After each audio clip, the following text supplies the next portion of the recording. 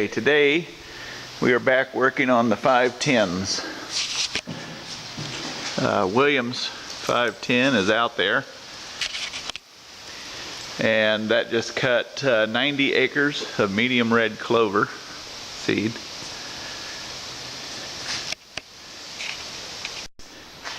And he recently picked up this 510 that is a hydrostat, and we've been it's had a pretty good maintenance taking care of it, but it had some issues.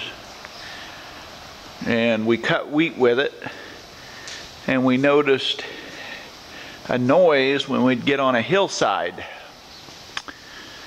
And the cylinder had a spun bearing on this shaft right under here, which now we've replaced everything. That would allow the whole cylinder to float, because on this side it's just setting in a bearing in oil. So it would move over, and when we took it back apart to put the clover parts in, there was a nick here right on this plate. And when we went to put the filler bars in, you could take a crowbar and move the cylinder up. And this is the cylinder that's in a 510 originally. And we thought, since we got to do the work anyway, why not take the parts out of a 550 parts machine we had and put the high inertia cylinder in. Now when we took the 550 apart, the shaft we found on it was wore on this end where it rides in a needle bearing inside here, due to the fact that the whole gearbox was not shimmed properly when it mounted to the wall of the combine.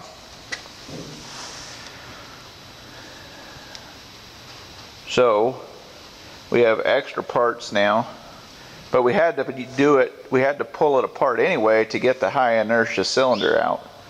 This here is a standard stamped steel ones that they had in originally. Nothing wrong with it, but we thought since we're doing the work, the high inertia is supposed to be better, and we wanted to see if it could be done. These were the bars that were in it, right there. So these are all the excess parts, nuts and bolts, old bearings.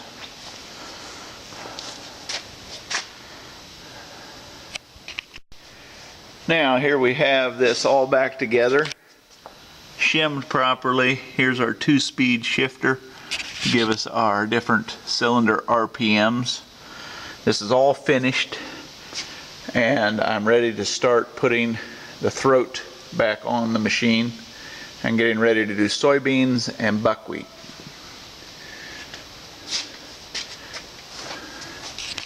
Since the guy has this stuff all apart anyway, we installed a new belt right there for the cylinder speed. All new bearings. Everything's been torqued and ready to go. This is the high inertia cylinder. Supposed to be better. It was in the 550 combine. Another reason I wanted to do this was we had these nice chrome bars that are not wore out. Probably could have got another set for $350, $400, I don't know, for the 510, because its bars were originally wore out, and these would not bolt in because they were good on the first 3, but here and here there was different spacing over here on each end bolt. So these are made of cast iron right here, and they are heavy. So the idea is, when you get this rolling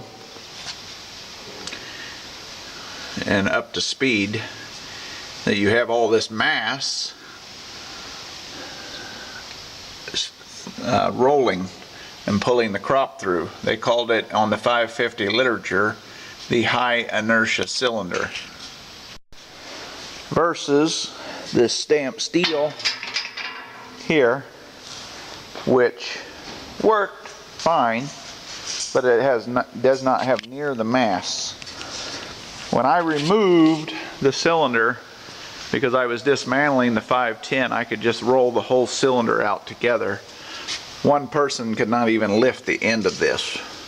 Had to be disassembled and put in here one piece at a time because it's heavy. So we have all new bearings, gearbox shimmed properly, chrome bars. So we basically have a 550 cylinder in a 510 combine. Some people might say, why are you doing this? You just got an old combine.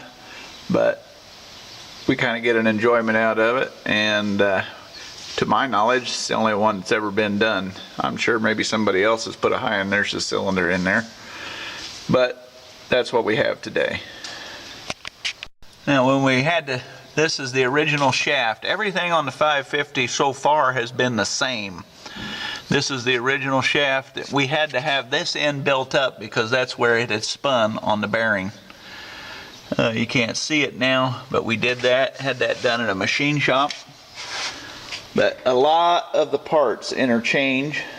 It's my goal, hopefully, to get the electric header control in to the 510 also, and maybe eventually put the walk-up platform out here. Just to do it and kind of upgrade the good 510.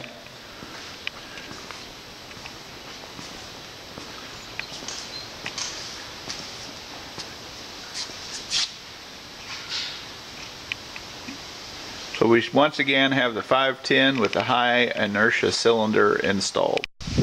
This is the 550 hydro machine that I took the high inertia cylinder out of.